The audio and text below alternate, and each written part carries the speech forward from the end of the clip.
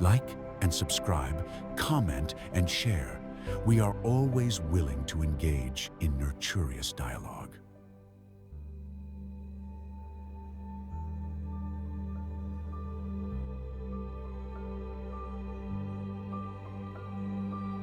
Cognitive Symbiosis Project presents Memory, Identity, and the Limits of Immortality, a reflection inspired by The Man from Earth.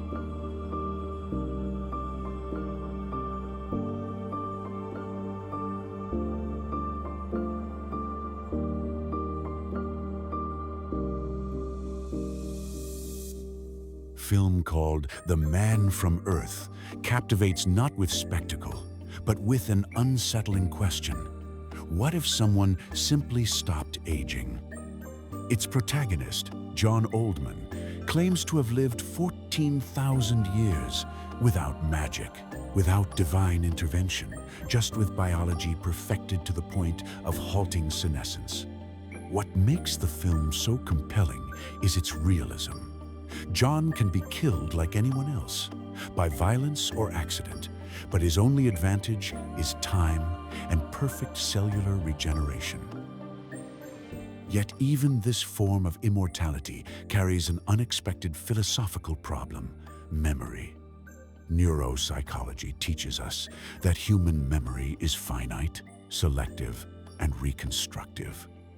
The hippocampus consolidates memories only within a limited window, after which recollections are reconsolidated, rewritten, and partially lost.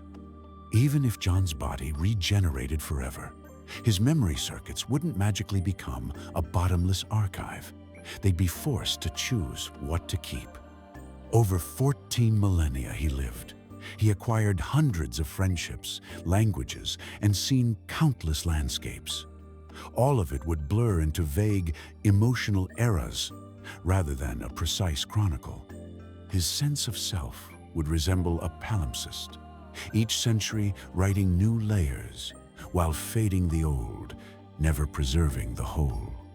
Philosophers of identity often argue that the diachronic self is fundamentally a narrative. And when that narrative thread stretches too thin or breaks, each new version of the self emerges almost as a new person.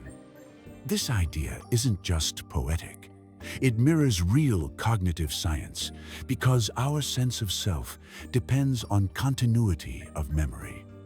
Without it, even an unaging body could become host to many sequential selves, connected biologically but fragmented narratively. John wouldn't be one unchanging man, but an evolving mosaic of partial recollections and shifting values.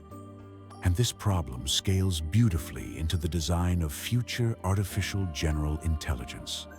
Even if an AGI possessed orders of magnitude more storage than a human brain, it would face the same fundamental challenge: selection. Memory isn't just about capacity, it's about organization and relevance. And intelligence is not merely remembering everything, but reducing information to what matters. Modern neural networks, trained on streams of data, already grapple with catastrophic forgetting, when learning new tasks overwrites old knowledge. Techniques like elastic weight consolidation or experience replay highlight one key lesson: intelligence requires also forgetting well. An artificial general intelligence wouldn't benefit from simply hoarding data. It would need meta-memory, models of what to remember and why. Otherwise, every answer or action would turn into something akin to searching for a needle in an ocean. It would have to build its own library catalog, hierarchies of meaning, condensed schemas, and strategies for deletion. Far from guaranteeing perfect omniscience, vast memory would increase the burden of curation. Without thoughtful forgetting, the system would drown in its own data. Much like humans use sleep to consolidate and prune memories, an artificial system would need its own night, phases where it compresses data into essential patterns, discarding the irrelevant. In fact, Just as John's mind would have to discard detail to stay functional, AGI would require architectural mechanisms to maintain focus and balancing depth with relevance. It couldn't reason about everything at once. Ultimately, both the immortal man and the advanced machine share a core constraint. Memory is not just capacity, it is an architecture.